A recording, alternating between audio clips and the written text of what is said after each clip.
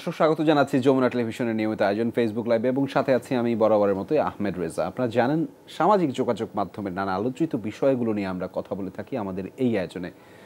এবারও তার ব্যতিক্রম নয়। আপনারা নিশ্চয়ই দেখেছেন গতকালকে বা তার আগের দিন যেই একটা ভিডিও, একজন গান গাচ্ছেন এবং তার পেছনে একজন যন্ত্র কারিগর এবং আমরা সেটি আসলে ফ্রেমিংয়ের মাধ্যমে বিভিন্ন চিত্রায়ন হয়েছে এবং সেটি হচ্ছে চলমান চিত্র, ভিডিও চিত্র, তার মাধ্যমে তিনি গান গেয়েছেন।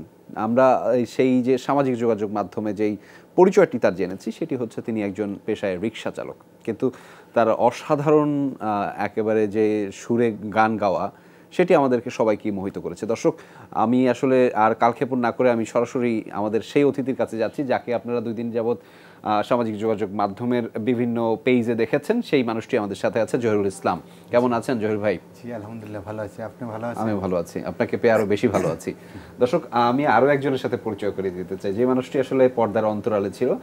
মূলত সেই জহির ভাইয়ের সাথে তিনি যিনি বাদ্যযন্ত্রটি আসলে যিনি প্লে করেছিলেন সেই নাজমুল ইসলাম ভাই। কেমন আছেন? নাজমুল হাসান ভাই, সরি। আলহামদুলিল্লাহ আমি ভালো আছি ভাই। অবশ্যই আপনাদের দুজনকে পেয়ে আমাদের ভালো লাগছে, কারণ আমরা অনেকের পেজে, অনেকের টাইম লাইনে আমরা জহির ভাইয়ের গান এবং আপনার যন্ত্রর যে দুজনের যে পারফরমেন্স সেটি আসলে দেখতে পাচ্ছিলাম। তো দুজনকে পেয়ে আমার ভালো লাগছে। তবে আমরা আসলে এই আয়োজনে আপনাদের কাছ থেকে জানতে চাইবো, জহির ভাইয়ের কথা জানতে চাইবো, নাজমুল ভাই আপনার কথা জানতে চাইবো। আমরা একটু শুরু করতে চাই জহির ভাইকে দিয়ে। জহির ভাই, আপনি পেশায় একজন রিক্সা চালক। জি। এবং আমরা গত 2-1 দিনে আপনাকে সেই সামাজিক যোগাযোগ মাধ্যমে একজন শিল্পী হিসেবে দেখেছি। কিভাবে সম্ভব হলো? আমি জানি যে অনেকেই গান হয়তো পারেন, কিন্তু আপনার জায়গাটা কেমন করে হলো? আমি গত পরশুদিন ওই এলাকায় রিক্সা চালাই, ধানমন্ডি এলাকায় বেশিরভাগ চালাই। কোথায় এটা? এলাকা ধানমন্ডি আটেরে। আচ্ছা, ধানমন্ডির আটেরে এই ভিডিওটা হয়েছিল? হ্যাঁ, এই ভিডিওটা ওখানেই হয়েছিল, আটেরে। তো নাজমুল ভাইয়ের সাথে আমার পরিচয় বেশ 2 বছর আগেকার। কিভাবে বলেন না, একটু শুনি। ওই ওখান দিয়ে উনি গান বাজাতেন, গান করতেন। কোথায় বসে? আটেরেতে বসে? আটেরেতে, হ্যাঁ, ধানমন্ডি আটেরেতে। তো আমি ওদিকে গাড়ি চালালে, যখন আমার গাড়িটা ফ্রি থাকে, মানে ফাঁকা, কোনো প্যাসেঞ্জার বা যাত্রী থাকে না, তখন বাইরের কাছে যে 2-1টা গান শুনি, বা ভাইও বলে যে গান গান না, আপনি গান শুনি। তো এইভাবে সেদিনকার ছিল হলো সুজা ভাই। সে আপনাকে গাইতে দিল? আপনি তার কাছে গেলেন আর সে গাইতে দিল? না, দাঁড়ান, সুজা ভাই ছিল। তো আমি ওখানে রিক্সা দাঁড়ে ভাইয়ের গান শুনতেছিলাম। তো সুজা ভাই বললো যে আপনি গাইবেন নাকি? তো নাজম ভাই বললো যে ও রিক্সা চালক, ও ভালো গায়, তো খুবই ভালো গায়। তো সুজা ভাই বললো আচ্ছা ঠিক আছে, আপনি একটা গান গাইবেন, আমি একটু রেকর্ড করবো, কেমন হয় ভিডিও করে। আচ্ছা। তো বললাম আচ্ছা ঠিক আছে। তো কফি হাউস গানটা গেলাম। গানটা গাওয়ার পরে উনি বলতেছে খুবই সুন্দর হয়েছে, অসাধারণ সুন্দর হয়েছে, যতটুকু ভাবছিলাম তার চেয়ে বেশি হয়েছে, ভালো, অনেক ভালো। যদি আপনি মনে কিছু না নেন তো এটা ফেসবুকে ছাড়তে পারি। তো আমি বলছি আচ্ছা ঠিক আছে, মনে কিছু নেব না, আপনি ছাড়তে পারেন। আচ্ছা।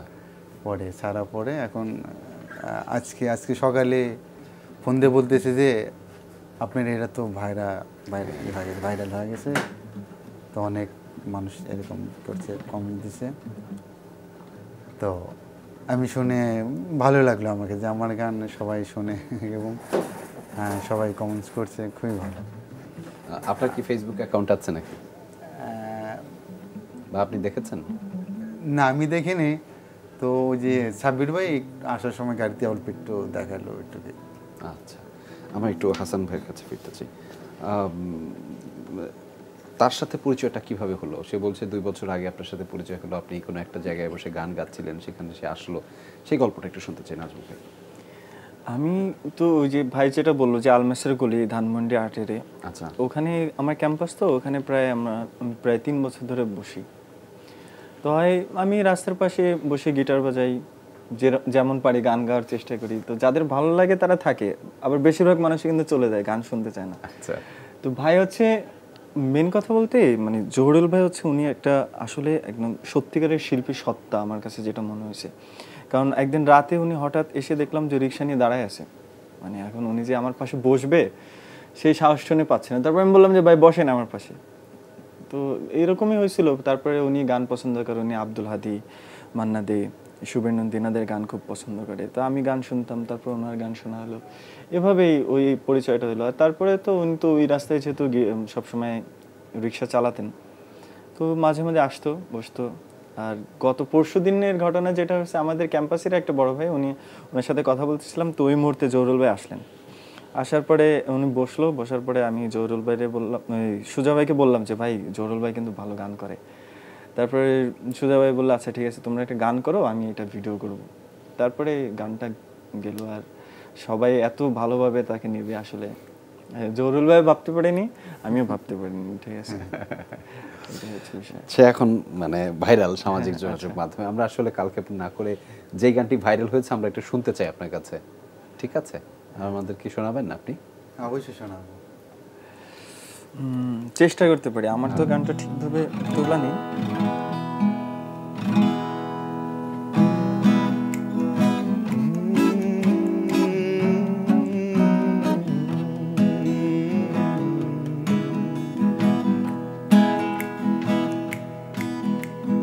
কফি হাউসের সে আড্ডাটা আর নেই, আজ আর নেই। কোথায় হারিয়ে গেল সোনালি বিকেলগুলো, সে আজ আর নেই। লা লা লা লা লা লা লা লা লা লা লা লা লা লা লা লা।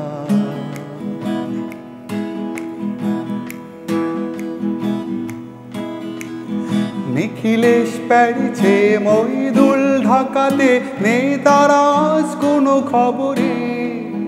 গ্র্যান্ডের গেটারিস্ট গোয়ানিদ ডিসুজা ঘুমিয়ে আছে দে আজ কবরে। কাকে যেন ভালোবেসে আঘাত পেয়ে যে শেষে পাগলা গারুদে আছে রমারয়। অমলটা ধুকছে দুরান্ত ক্যান্সারে, জীবন করেনি তাকে ক্ষমা। কফি হাউসে সেই আড্ডাটা জানে আজ আর নেই। কোথায় হারিয়ে গেল সোনালি বিকেলগুলো, সে আজ আর নেই।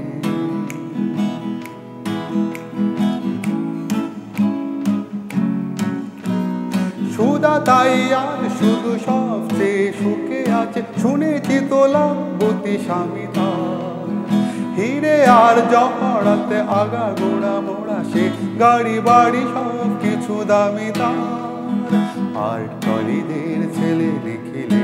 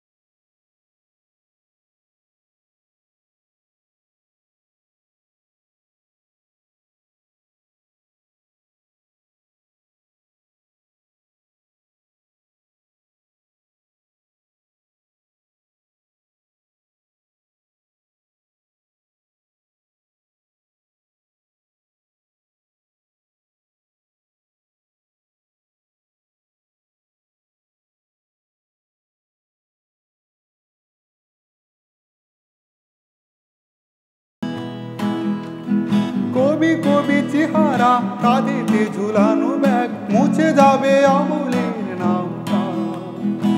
একটা কবিতা তার হলো না কোথাও ছাপা, পেল না সে প্রতিভার দামটা।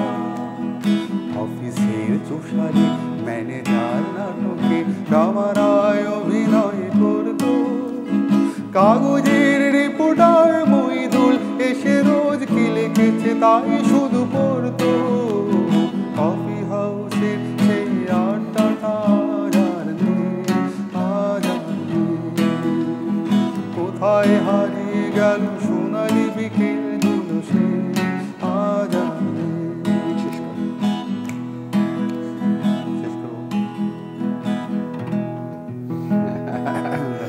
কফি হাউসের আড্ডাটা না থাকলেও লাইক কমেন্ট শেয়ারের আড্ডাটা আছে। দর্শক আপনারাও চাইলে আপনাদের মতামত জানাতে পারেন, যে কোনো ধরনের প্রশ্ন করতে পারেন আমাদের অতিথির কাছে। আমরা নিশ্চয়ই সেই প্রশ্নটি আমাদের অতিথির কাছে করব আপনাদের হয়ে।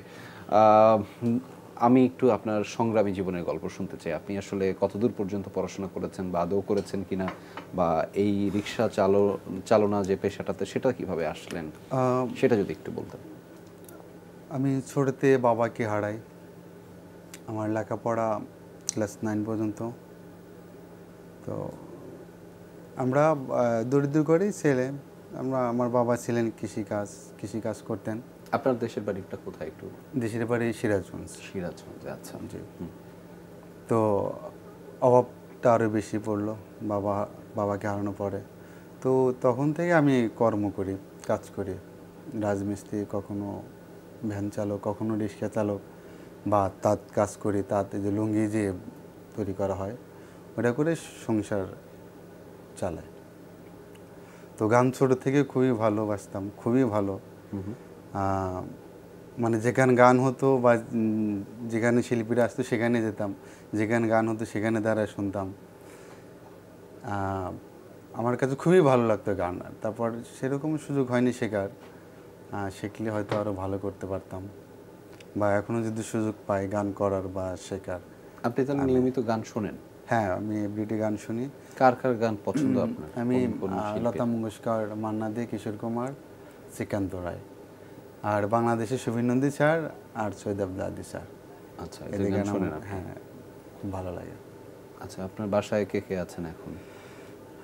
দেশের বাড়িতে আমার মা আছে। মানে যারা আছেন তারা দেশের বাড়িতে থাকেন সিরাজগঞ্জ? হ্যাঁ, সবাই দেশের বাড়ি থাকে। মা অসুস্থ, তার জন্য আপনারা দোয়া করবেন। অবশ্যই, আমরা সবাই দোয়া করছি মায়ের জন্য। আমার 3টা বাচ্চা, 2টা ছেলে 1টা মেয়ে। আচ্ছা। আর আমার স্ত্রী। আপনার স্ত্রী। আপনি কি মানে এই পুরো পরিবারের আপনি একমাত্র উপার্জন করেন? হ্যাঁ, আমি একমাত্র উপার্জনকারী।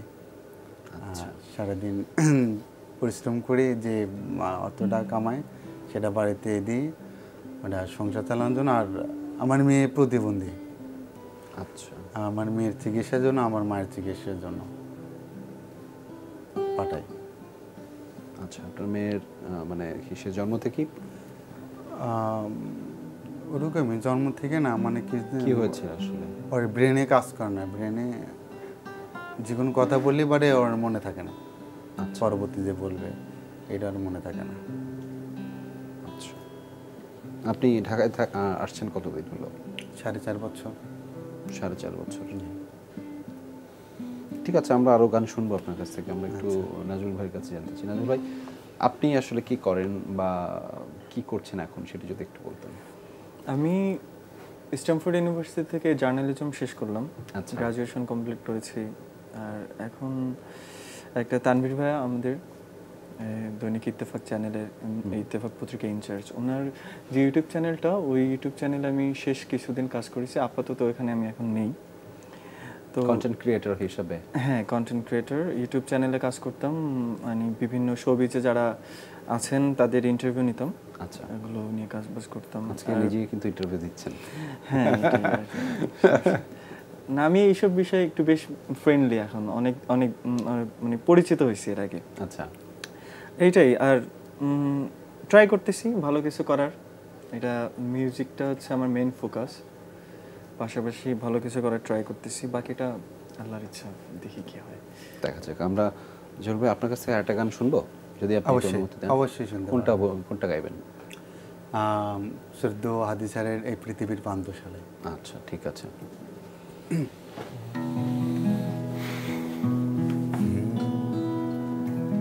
শুরু করেন, আমি ধরবো। এই পৃথিবীর পান্থশালায় গাইতে গেলে গান, কান্না হয়ে বাজে কেন বাজে আমার প্রাণ।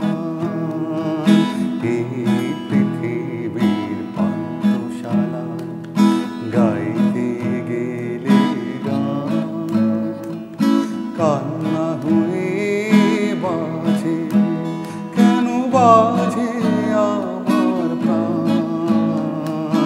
এই পৃথিবীর পান্থশালায় গাইতে গেলে গান।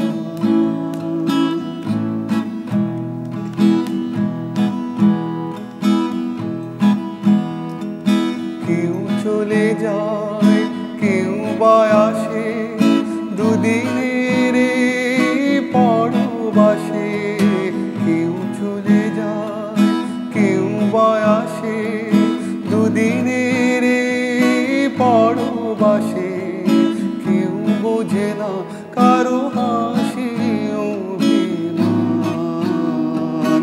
এই পৃথিবীর পান্থশালায় গাইতে গেলে গান কান্না হয়ে বাজে, কেন বাজে আমার প্রাণ। এই পৃথিবীর পান্থশালায় গাইতে গেলে গান।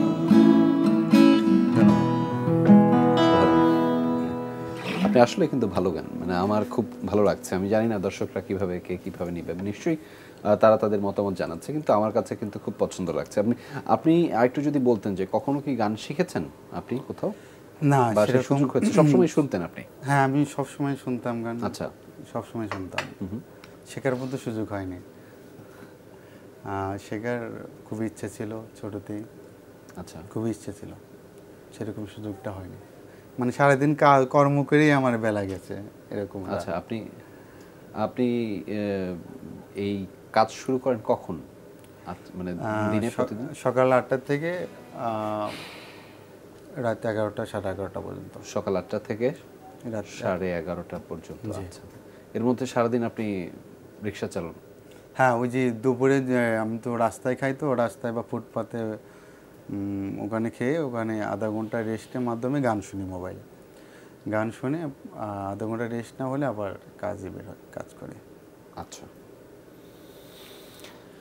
নাজমুল ভাই, আমরা জানি যে আপনিও আসলে গান গান, কিন্তু আমরা আপনার গানও একটা শুনবো, কিন্তু তার আগে আমি আপনার মানে জীবনের কোনো ঘটনা আছে কিনা সেটা একটু জানতে চাই, যে সেটা বিভিন্ন সময় বিভিন্ন বয়সেই হয়তো বা থাকতে পারে, এরকম কি কোনো উল্লেখযোগ্য কোনো ঘটনা আছে? হ্যাঁ, একটা ঘটনা আছে, হলো আমাদের জেলা তো সিরাজগঞ্জ, তো বগুড়া জেলায় সৈয়দ আব্দুল হাদী স্যার, উনি শুনছিলাম যে গান করতে আসবেন। আচ্ছা, তো এটা কবেকার কথা? এটা অনেক দিন, অনেক অনেক বছর আগের কথা। তখন কত আমার বছর আগে? 11-12 এরকম বয়স হবে। আপনার 11-12 বছর বয়স? এরকম আচ্ছা। হবে। তো এখন ওখানে যাবো, আমার কাছে তো টাকাও নাই, বেকার। মার জমানোর 13 টাকা ছিল। আচ্ছা, মানে যে যে পত্রে চাউল রাখে ওই পত্রের উপরে ভিতরে ছিল, লুকিয়ে রাখছিল আর কি। তো আমি ওই টাকাটা নিয়ে মাকে না বলে চুরি করছি আর কি, যে আমি ওখান থেকে যাবো, গাড়ি ভাড়া লাগবে। আচ্ছা। তো ওখানে গেলাম, বগুড়াতে গেলাম। তো যার পরে শুনি যে অনুষ্ঠান শেষ হয়েছে, কিন্তু হাদী স্যার আসেনি। ওই এলাকার শিল্পী গোষ্ঠী গান গাইলো, তো মনটা খুবই খারাপ হলো। তো ওখান থেকে আমি হেঁটে আইছিলাম, প্রায় 18 কিলোমিটার হবে। বগুড়া থেকে সিরাজগঞ্জ হেঁটে আসছেন? হ্যাঁ, পরবর্তী রাত্রি, অনেক রাত, ভোরের দিকে পৌঁছছিলাম। ওখান থেকে 7টার দিকে হাঁটা ধরছিলাম, ভোরের দিকে এসে পৌঁছছিলাম। এটা আমার একটা বড় ঘটনা। মানে গানের প্রতি এত হ্যাঁ, ডেডিকেশন? খুবই ভালোবাসি গান। হ্যাঁ, গানের জন্য এই কাজটা। আচ্ছা নাজমুল ভাই, মানে আপনি তো সাংবাদিকতার মানুষ, মানে মাঝে মাঝে লেখেন, মানে এই যে গল্পগুলো, মানে এই গল্পগুলো আসলে কেমন ভাবে ধরা দেয় আপনাদের কাছে? মানে যেহেতু একেবারে সাংবাদিকতাই করেন, নিশ্চয়ই আমার কাছে মনে হয় বিশেষ বা আলাদাভাবে হয় আপনাদের কাছে এটা। প্রথম কথা, আমরা এই যে দুইজন মানুষ, আমাদের দুইজন মানুষের আসলে চিন্তাটা একই রকম, কারণ আমরা সবাই দুইজনই মিউজিক পছন্দ করি। কিন্তু দেখেন, কত মানুষ আছে আমাদের এই বাংলাদেশে বা সারা বিশ্বে আছে যাদের ভিতরে এত পরিমাণে ট্যালেন্ট, এত পরিমাণে মায়া, এত পরিমাণ কষ্ট, তারপর থেকেও নিজের ভিতরে মিউজিকটাকে ধরে রেখে, যে আজ পর্যন্ত উনি মিউজিকটা ধরে রেখেছিলেন বলে আজকে ওনার গান এত মানুষের কাছে পৌঁছাইছে। তো ধরা তো দেয় সবসময়, যেটাই ভালো, যারা পছন্দ করে সেই মানুষগুলো সবসময় চোখে পড়ে, আর তাদের সাথে থাকতে পারলে আমার নিজেরও খুব ভালো লাগে। আপনার ভালো লাগা থেকে একটা গান শুনতে চাই। আমি খুব একটা বেশি ভালো গাই না, যতটুকু ভালো গান ততটুকুই আপাতত শুনি। কুমার বিশ্বজিৎ স্যারের যেখানেই সীমন্ত তোমার, ওখান থেকে চেষ্টা করি। ঝড়ের দিনে ভুলেছে যে পথ আমি জানি জানি তার বেদনা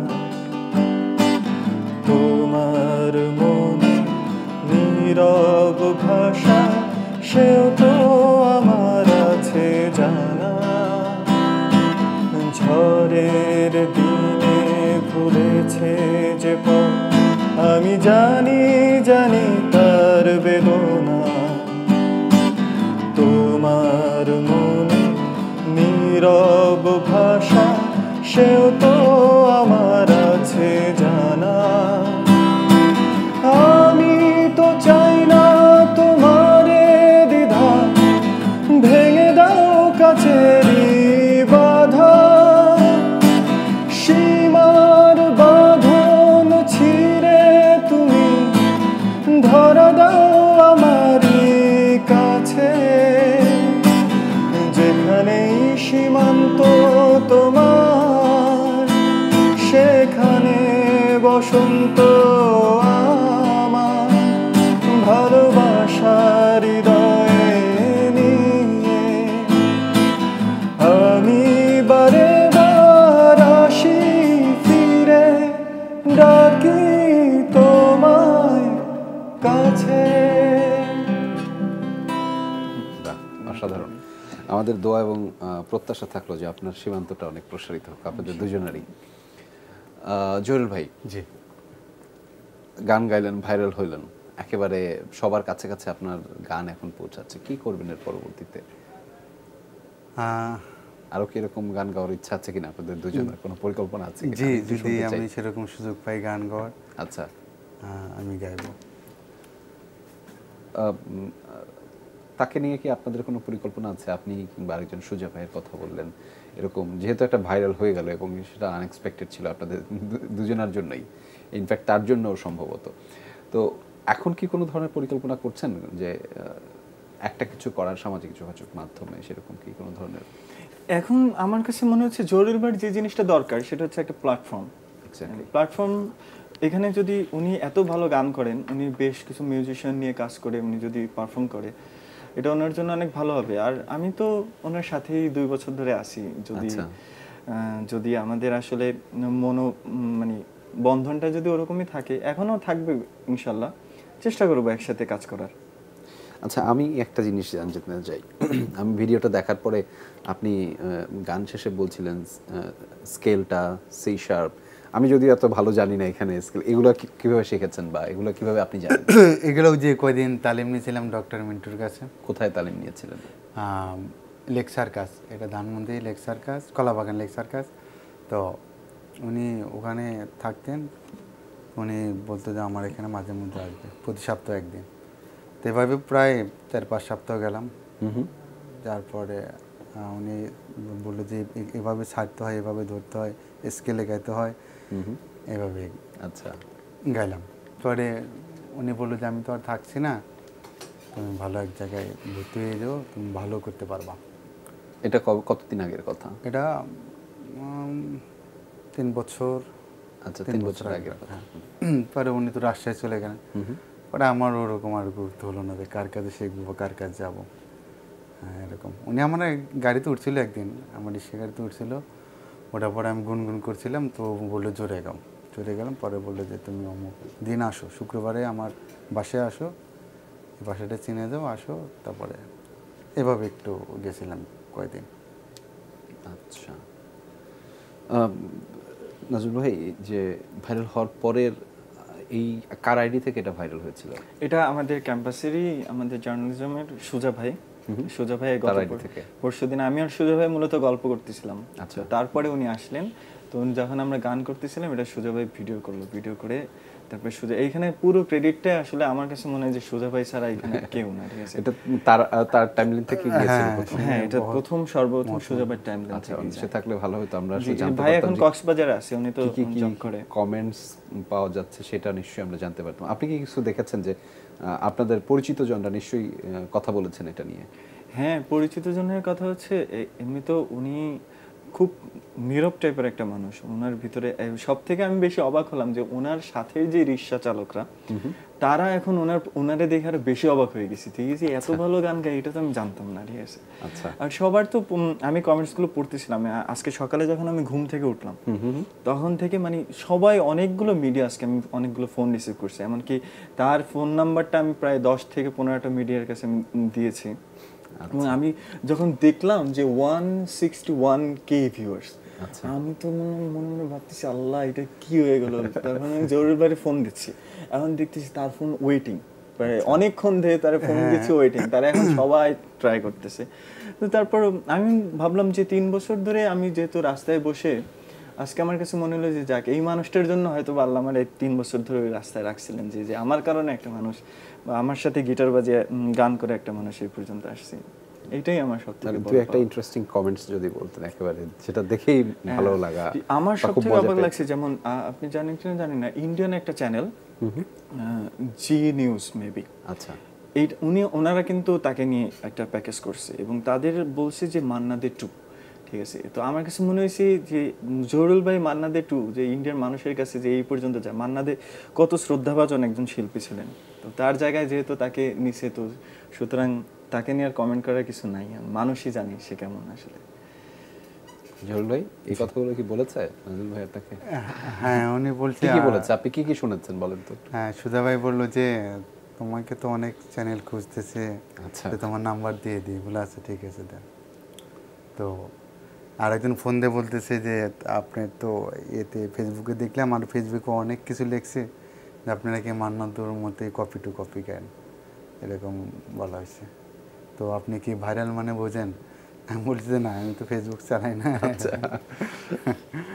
তে বললো যে আপনি অনেক চিন পরিচয় হয়ে গেছেন মানুষের কাছে। আচ্ছা, আমি বলছি তো অনেক ধন্যবাদ সবাইকে। আর এটা হবে আমি কখনো আশা করিনি যে এরকম একটা হবে। আচ্ছা, আপনি এই যে এত মানুষ ফোন করতেছে আপনাকে, এত সবাই কথা বলতেছে আপনার সাথে, মানে আপনি নিতে পারছেন, বা এটা তো হয় না আপনার স্বাভাবিক জীবনে, এটা একটা বিষয়। দ্বিতীয় বিষয় হচ্ছে যে আপনার পরিবার কি জানে যে আপনি এখন এত কিছু করে ফেলছেন এই কয়েকদিন? না, আমার পরিবার এখনো জানে না, কিছু জানে না এখন পর্যন্ত। হঠাৎ করে দেখা গেল তারাও কেউ কোথাও দেখছে, বা আপনার সিরাজগঞ্জে কেউ হয়তো আপনাকে ফোনে দেখছে, তখন আপনার ওয়াইফ দেখতে পেলো, ব্যাপারটা কেমন হবে? হ্যাঁ, তখন ফোন দিয়ে বলবে যে কি ব্যাপার তোমাকে দেখলাম, আচ্ছা, এরকম তখন বলা যাবে। আর এখন বলে আর তো টেলিভিশন, আমাদের ওদিক টেলিভিশন খুব একটা কম, টেলিভিশন অতটুকু নাই, দেখারও সময় না। বা ফেসবুক তো আর আমার স্ত্রী তো বোঝেই না ফেসবুক কি বলে।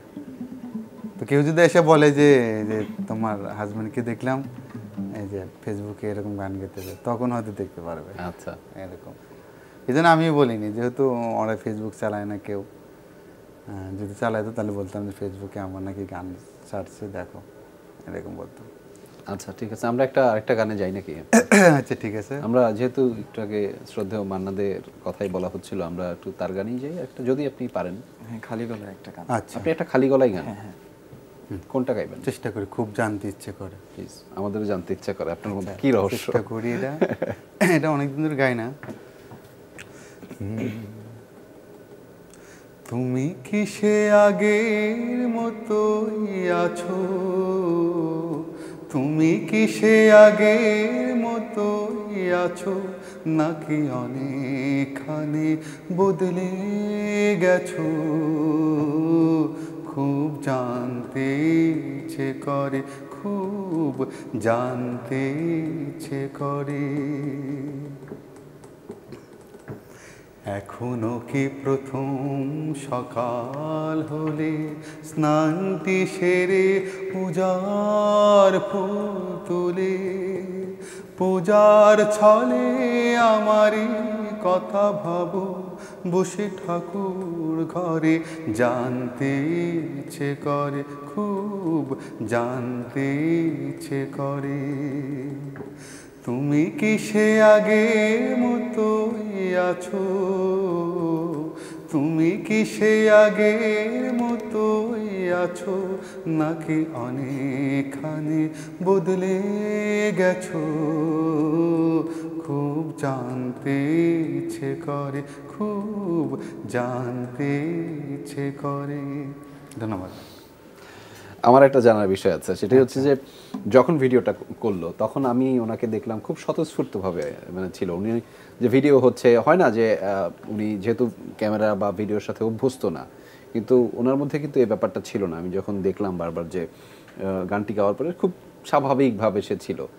আপনি কি লক্ষ্য করেছেন কিনা সেটি, বা এটা কি আপনার সাথে দীর্ঘদিন পরিচয় থাকার কারণেই কি এটি হয়েছে? এটা হতে পারে, কিন্তু আরেকটা বিষয় আছে, ওই যে জায়গাটা আমাদের ভিডিও আমাদের যতদিন দেখা হয়েছে আমরা সবসময় ওই জায়গাটায় বসে গান করতাম। তো ওই জায়গাটা আমাদের কাছে খুব বেশি একটা ফ্যামিলিয়ার, আর আমাদের সব কাছের মানুষগুলাই ওই জায়গাটা থাকে, যার কারণে ওনার বেশি ওরকম কোনো ঝামেলা হয়নি। আচ্ছা, আর এমনিতেই সবথেকে বড় কথা উনি তো ভালো গায়, এবং আজকেও কিন্তু খুব স্বাভাবিক, হয় না যে অন্য একটা ভিন্ন জায়গায় আসলে আমি সেটা আসলে লক্ষ্য করছিলাম, কারণ আমি ওই কথাটা নিয়ে আমি ভাবতেছিলাম যে এখানে বসেও কিন্তু সে স্বাভাবিকভাবেই গাচ্ছে মোটামুটি।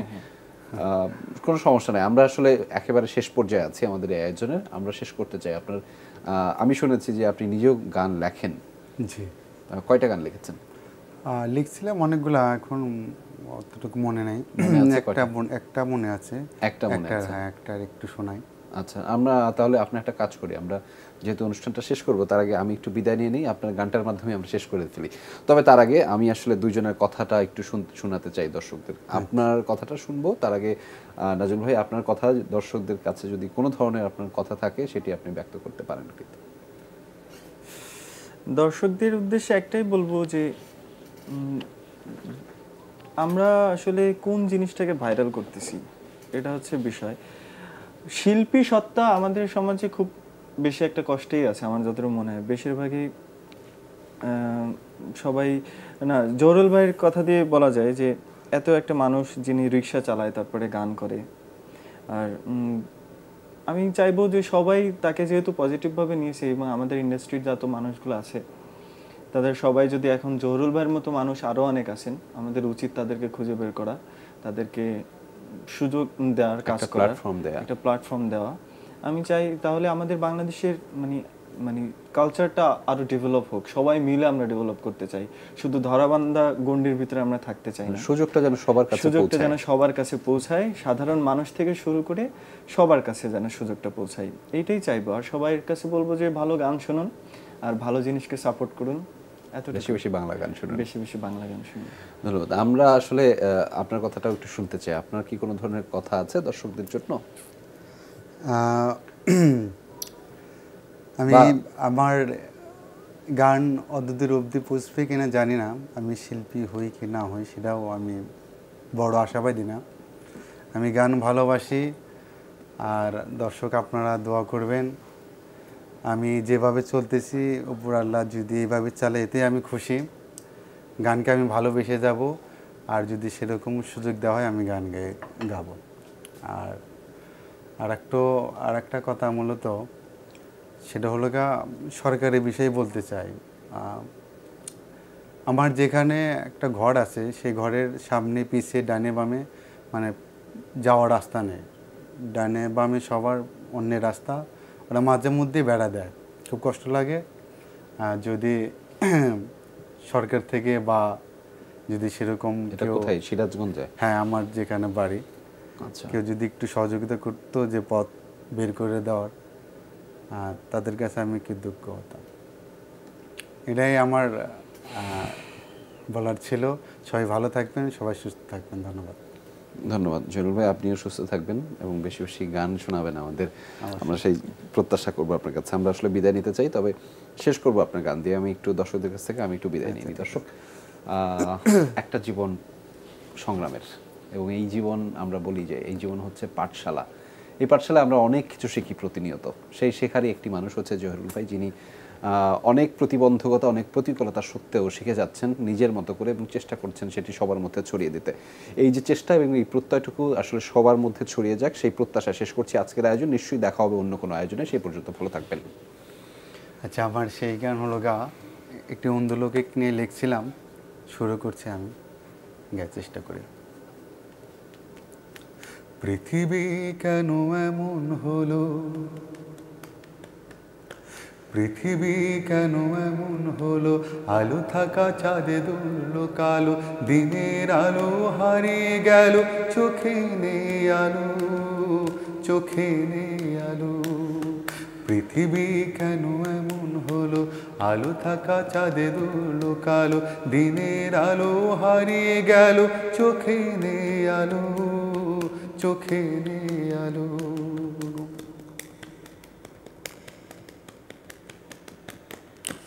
আগে ছিল আলোয় ভরা পৃথিবী রঙিন, এখন দেখি চোখে আমার আধারের মিল। আগে ছিল আলোয় ভরা পৃথিবী রঙিন, এখন দেখি চোখে আমার আধারের মিল। আমি এখন দৃষ্টিহীন, কেউ বাসে না ভালো, চোখে নেই আলো, চোখে নেই আলো।